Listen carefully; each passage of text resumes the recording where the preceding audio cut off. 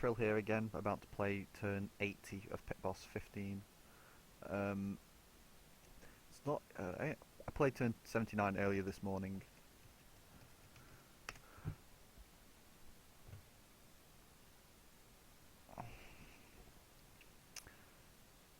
It's quite surprising because we seem to have gone back to our speed plays almost. Because I only finished the turn about 6 hours ago, and almost every single person's played other than Scooter. So, which is a bit. It's kind of annoying because I want him to accept the map trade. He might not though. He might obviously refuse to do that because he doesn't want to make the map trade. That'll affect things. Ooh, tasty. So yeah, I'm waiting for him to play, but whether he accepts the map trade or not wouldn't really change how I play this turn. Just checking around for anything new, and there's not anything new, really.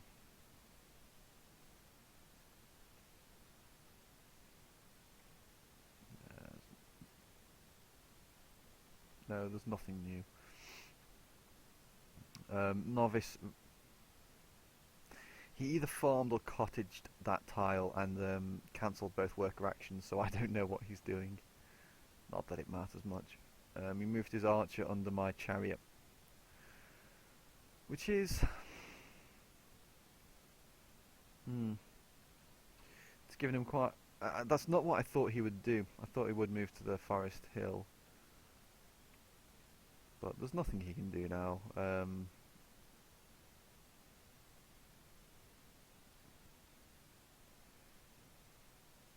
I can still cover every single unit I need to, with no difficulty. I have to keep the chariot on that tile though, to stop Novice from moving his archer back on and declaring war. So there's a few limits to what I need to do, but nothing too bad. Because I need to keep the worker covered, I need to cover this worker as well. But I need to road it first so that I can cover everything, so I can get units in position to cover. So worker 1 has to road and finish that road now. I'm best off using... Now, because the spear's moved over...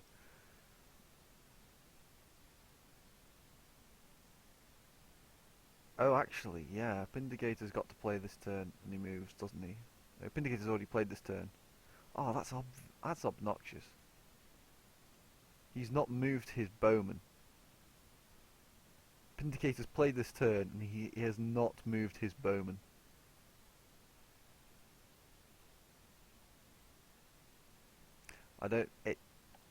That's a bit of a weird message because he knows he's adjacent to a pasture. He might be waiting to move on there. I don't know what he's going to do. He could do that, or he could just stay there as a sentry. It's a bit of a... when you think about it, it's a bit of a weird place to put a sentry, thinking that I'm going to send settlers down past that sentry when I'm about to settle right on his borders anyway. So that's... yeah, got to see the funny side in that.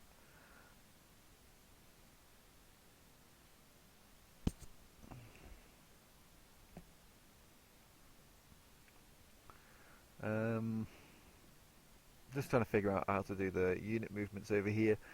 I need to use... I don't want to use an archer on the flat land because that's a 50-50 battle for Novice to take archer versus archer, and he could win he could kill one of my workers, so I don't want that. I need to use the archer on a hill. So yeah, and I can't use a worker on a desert hill. I could use a warrior on the desert hill. I could use warrior on a forest hill to defend with odds, but that's still not amazing. So I've got no choice but to move this archer up to cover that worker 5. So that's there's no real choice on that. No, I am not declaring war on Novice. Not interested in that.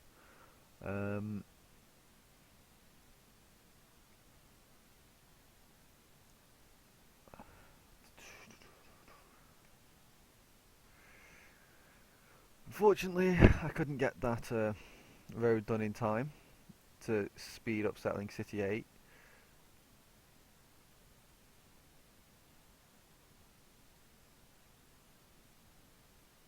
But actually, with this road here, I can get settler 2. Well, this settler, not settler 2. I've not labelled the settlers. I've never seen much point in it. Though in this instance, actually, it would be useful. I can actually use either settler now. They're both interchangeable for settling either city. I'm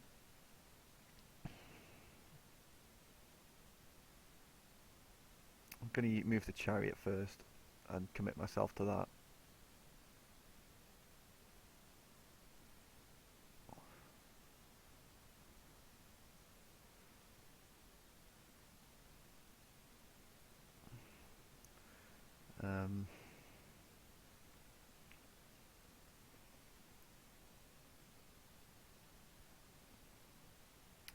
What's likely to happen though if Novice moves his arch... Oh, okay, I've got to move this archer now to stop him from moving on to that windmill forest tile and declaring war and stopping me from settling up the ideal city location. It's amazing how just one unit can mess up all of your micromanagement, but it's actually quite interesting trying to work around it. So next turn, Novice can move back, move north, he can try and scout around onto the flatland. And I said, if he moves onto the flatland, it's kind of tempting to just attack him to do it. But because I could have moved the 7 XP chariots, but to do it. But because I could have moved it onto the desert hill to cover, and not moved the archer. Moved the chariot 6 that's on the flatland back onto the forest hill. Moved one chariot 5, promoted that to combat, and moved that into position to protect worker 1. I mean, I could have done all this in order, would have been absolutely fine. But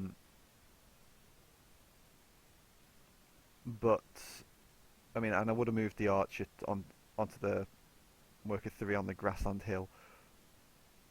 But I would have been moving more units out of my territory, and I don't want to do that. I don't want to pay costs for it if I can help it. So I'm actually going to move this chariot. I'm trying to figure out where to move it to, because I can show it to Novice right now so that he can see it.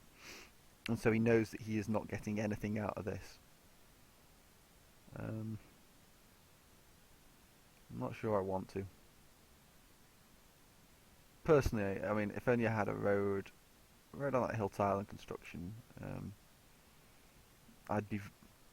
actually that would be a perfectly legit point, would actually be to move a chariot to threaten these 2 workers so that he takes the hint to stop messing about. But I don't think he'll do, but it won't do anything because he'll just move a spear out, and I can't capitalise on the lack of units defending Miller if he does that. So there's not really any point in doing that. I'm just going to move chariot 5 down and keep it in my land at the moment. Axe 1 I'm going to move down because I'm going to use that to cover the settler when it settles the city. I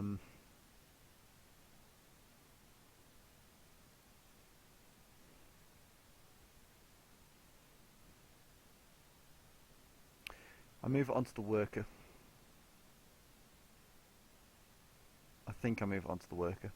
I'm not actually sure if I should, because I'm not sure if the Barb... I can't remember now if Barbs know explicitly what units are within a certain radius of them. I think they do actually know... I think they know exactly how many units and what they are and what tiles they're on within a certain radius. I think it's more like 7. More, it's like well longer than their vision field. I think they do that so that they can figure out if they're supposed to enter borders, if they're supposed to attack units, or pillage resources. So I actually think that I move the settler. I don't know if I should move it onto the worker or keep it onto the plains hill. I think that it makes no difference. The problem is there's not really any point in risking it, because if the spear moves onto the grassland, I can cover the city, but I can't finish roading the hill as well because I can't get I can't get another archer in position to defend the worker. So I'm not going to bait it. I'm going to move the settler out now onto the plains hill. I'm going to do that first. I'm not going to run the risk. The only reason I'd want to move it onto the worker is so that I could, theoretically speaking, finish the road next turn and then move that settler like much further back. But I don't see the point in that. I can always move it onto the road and then move it back an extra tile. It doesn't make much difference. And I move the settler underneath. The other settler underneath as well. There's an argument to be said that that's a very risky move on my part, because if Novice wanted to, he could declare war next turn, bounce his archer out, and then take the low odds attack against the archer, protecting 160 hammers worth of civilian units, the workman settler. So it's actually this is actually kind of risky. I'm going to therefore play safe now and move the warrior underneath as well, so that he can't do that. The other option would have been to use the warrior to defend the worker, but I'm defending it against a spear or against an archer. Even on a hill, it's not going to defend with odds, so there's not really any point in doing that. I'm going to just move it underneath to make 100% sure that Novice can't do anything here. Because if he does move onto the flatland next turn, I just shuffle a chariot. It's about to cover everything, and he'll find himself stuck very shortly with nowhere that he can go. And I might still declare war on him to kill the archer. Who knows? I've got so many units in this area. It's unreal. Now I've got what? Let's just count the amount of hammers in this area. 35 on the axe. 1, 2, 3 chariots there. That's 90. I've got 2 archers. That's 50. So you're looking at 175 in military units. What did I say? 175 plus the warrior. 190 hammers in units. I've got 2 settlers. Even though they're cheaper for me, that's another 200. That's 390 hammers. I've got 1, 2, 3 workers. That's 180 hammers. That's 4, 5, 70. 570 hammers just in units to defend this small area of the map on turn 80. When you think of it in terms of productivity, the amount of hammers invested in doing this, that's more than the pyramids. That cost more to get these units in position than it would to build the pyramids in this game. That's pretty shocking, actually, when I think about it in those terms.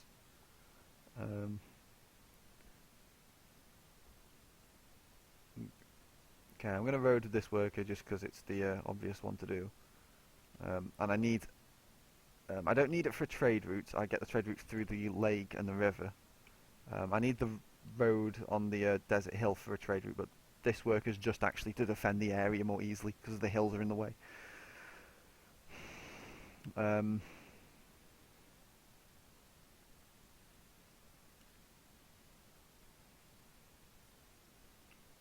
I'm still going to use worker 1 to irrigate. Oh, it's nice. It's just nice. Now I've got Marston doing 30 hammer chops. And it's it's a forest I definitely have to chop anyway for defensive purposes. So, Sea Baron again will have. It's making 33. I need to get to 40 so that I can double whip rather than 30, because the second pop and third and fourth and fifth pop in any slave only gives 20 hammers. You only get the full 30 hammers for the first population point.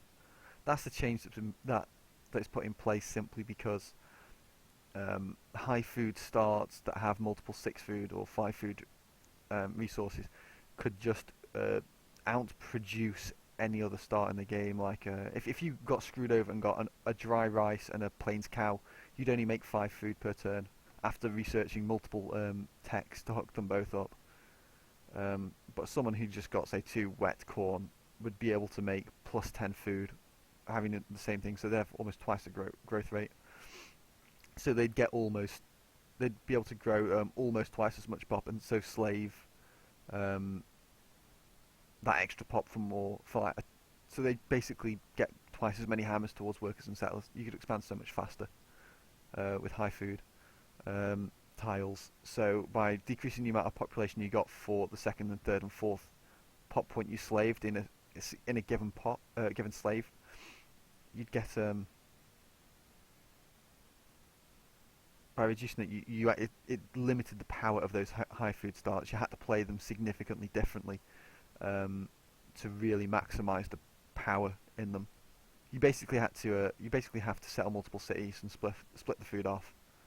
It requires significantly higher like setup costs to make it work. So yeah, that's so one of the consequences is that here I need to get an extra 10 hammers um, before I can do that double pop slave. But as you can see, it's worked out quite well. Just the incidental hammers just from growing has been enough to get me to that point where I can still double pop whip as fast as soon as it's available to get what I need. So yeah, I'm looking at working 2 scientists on turn 84. If you look at the tech, you see that calendar takes 7 turns, but just to show one change on one tile, it actually only takes 6 turns, just working an extra commerce tile.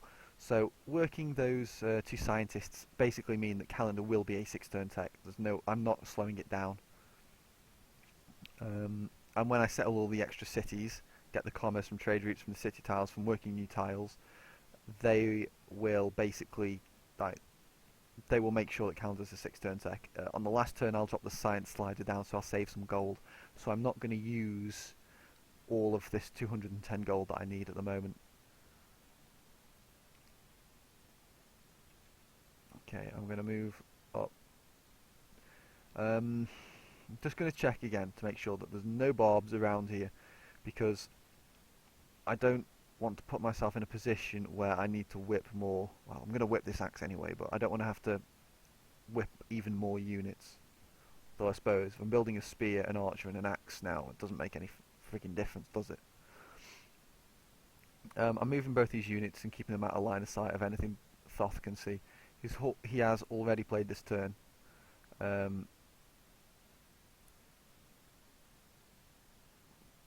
But he'll also most likely play next turn before me. Cancel again with these workers. I don't want them to chop into got the reset. Road with that worker because that's a given. This is a hard choice. I actually wanted to know if I had the map trade or not before I moved this warrior, but obviously that's gone. I can't do that. There's a cottage that I can pillage for some gold. There's a winery. That if I try and pillage that cottage, I expect Scooter to kill the warrior straight up and be pissed off at me. I'm not doing that. Or I can go and try and uncover some of this fog of war. One moment.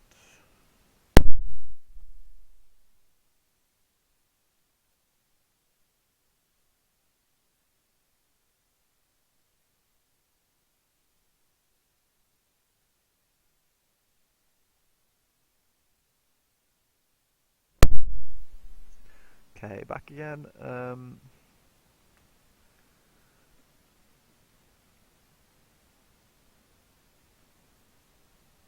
That's from ages ago.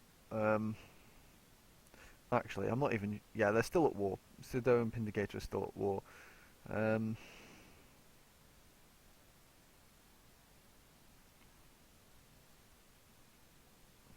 I don't know what Sido is trying to do. If he's trying to kill, he's trying to take any more land off Pindigator or not. But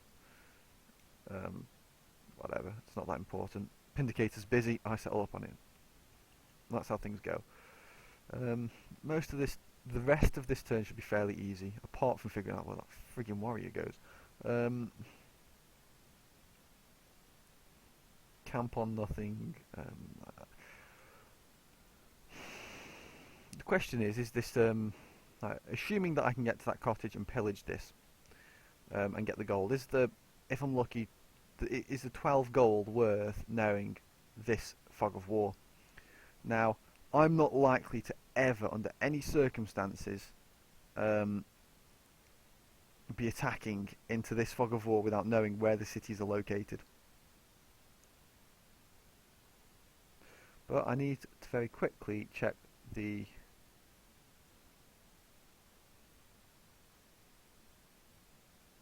I need to check and see if this Barb city's been captured.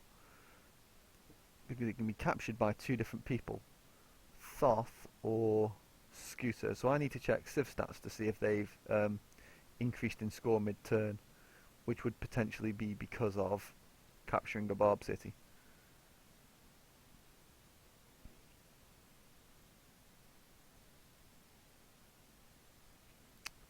I don't think Scooter...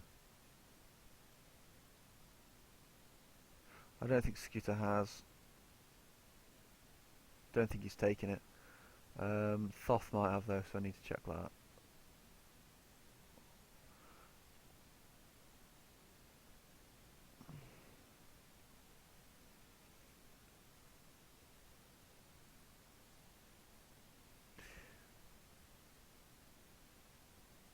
How many cities has Thoth got? Fin, fart, flat, flub.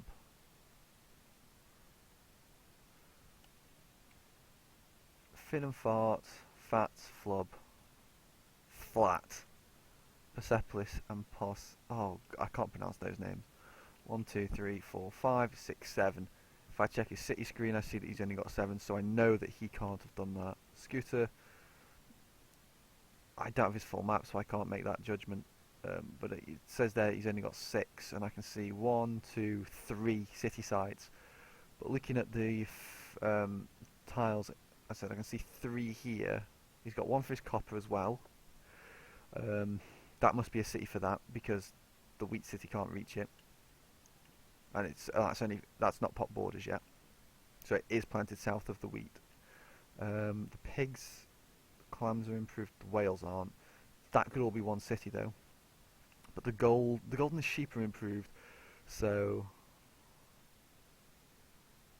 oh, but he's got culture up here. So no, I'm fairly sure that that's 1, 2, 3, 4, 5. That's 6 cities. No, he shouldn't have been able to capture that in the past turn or so. So, fuck it. I'm just gonna go and scout out the map. I think I'm more interested in looking at the map than 10 gold. But I'll be next to a Barb now. Well, maybe not, got lucky. And that's most of the turn other than city management. Next turn I'm going to work the pig tile. Next turn I'm going to slave the axeman.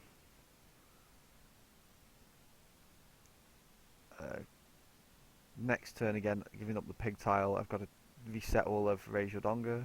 That's nothing special.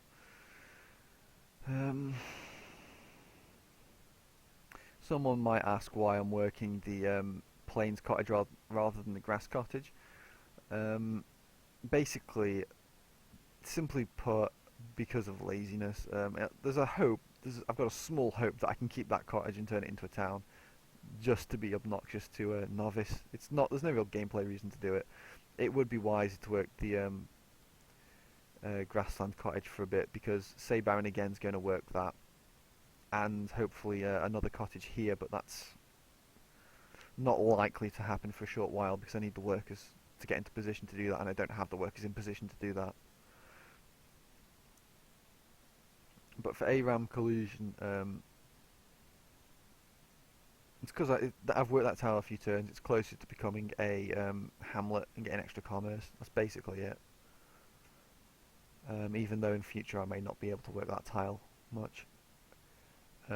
Also, if I were to double whip a library ounce and give up 2 tiles,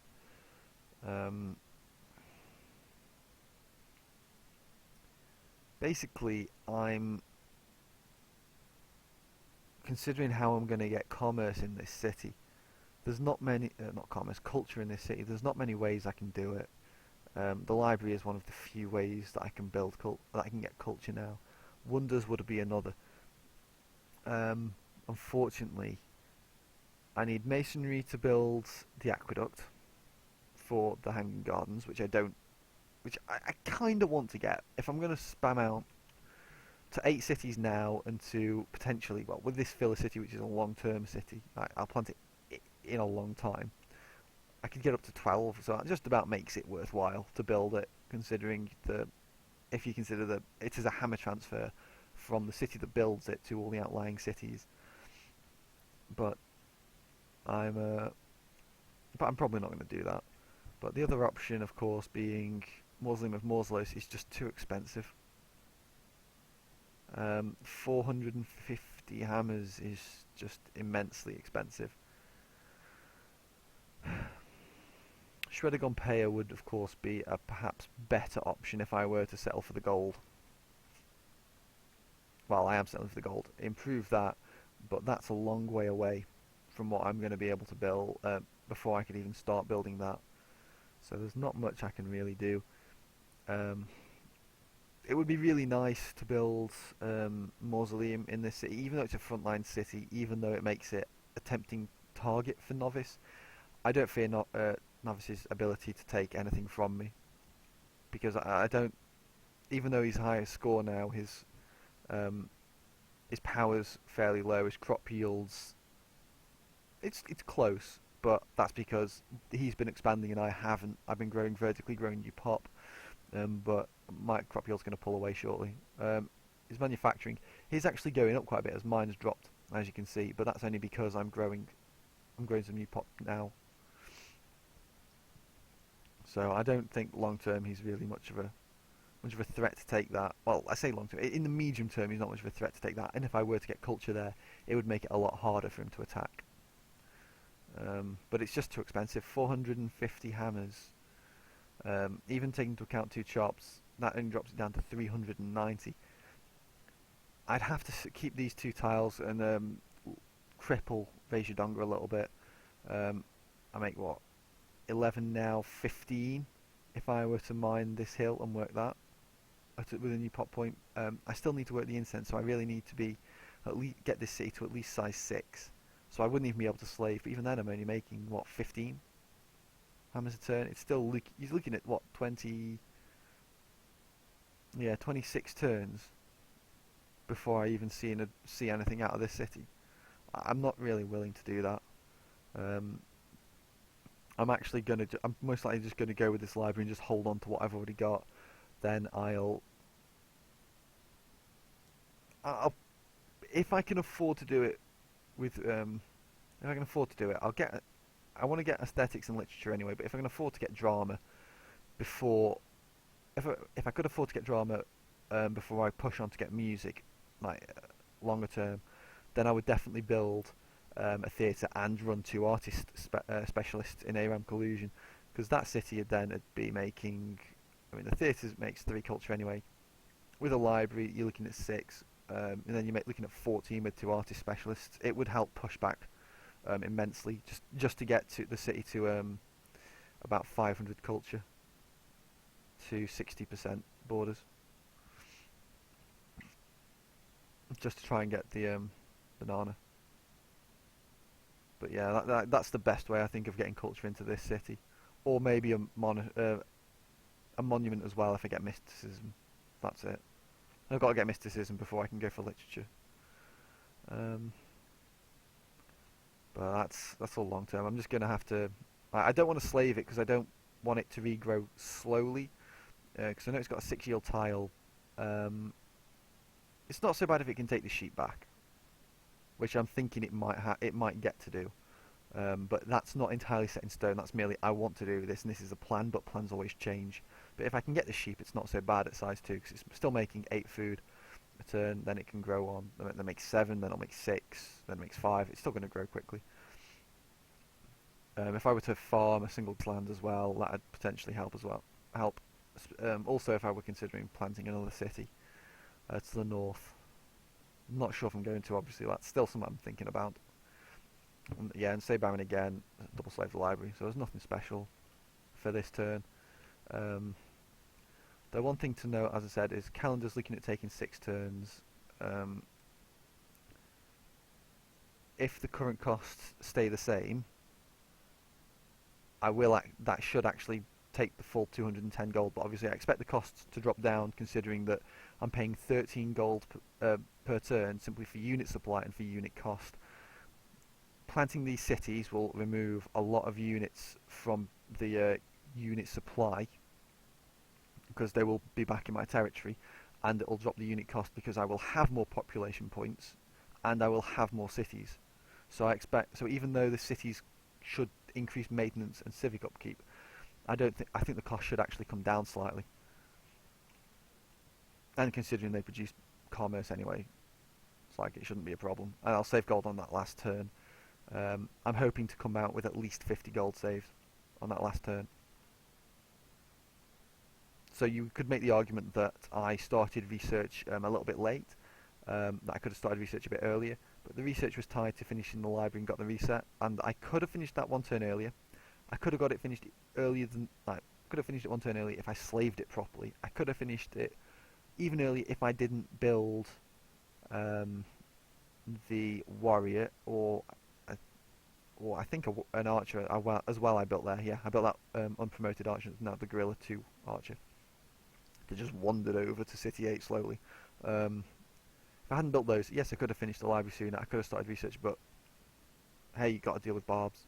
So, got to deal with barbs and bad luck actually. So, yeah, it's not too bad. Even if I've got that gold saved, I can still use it for horseback riding. And even if I'm saving gold whilst I hook up the calendar resources, I expect to be hitting at absolute least 80 beakers per turn if I were to restart research. Probably a lot closer to 90 if I could get everything hooked up. And that would basically mean that with the because I'd be researching horseback riding whilst I've still got scientists running, that would actually chunk down some of the cost of horseback riding, so I could probably only get it in 3 turns, with 3 turns worth of 100% research. So it wouldn't be that difficult. 80. So I'd kind of be hoping that I could get horseback riding actually finished by about turn 93, 94, whereas that's when I was thinking I might be able to start research into it. That's not too bad, if that works out. Anyway, that's the turn. One last thing to look at is demographics look a little bit worse. Crop yields 1 down on max. So the graphs aren't updated. Obviously, 1 down on max. Well, that's going to change over the next couple of turns, obviously. 4, 5, 10, 15 just from planting new cities. So yeah, that's not too bad. So yeah, that momentary blip's going to be gone shortly. Manufacturing, I've actually got, again, I should be at least equal first very shortly, even though I'm slaving a bit. Planting the new cities will make up for that. But that GNP, yeah, that's novice is starting to research again. I think it's him, or maybe it's Pindicator. I don't know. It's one of those two. Doesn't matter which. If it's Pindicator, it'll be quite interesting because he's going to have to go for horseback riding. Yeah, he'll be going for horseback riding to deal with Sadoa. So even if he has got a high research rate, that's not really a threat to me. So yeah, and that's turn 80 pretty much finished. So hopefully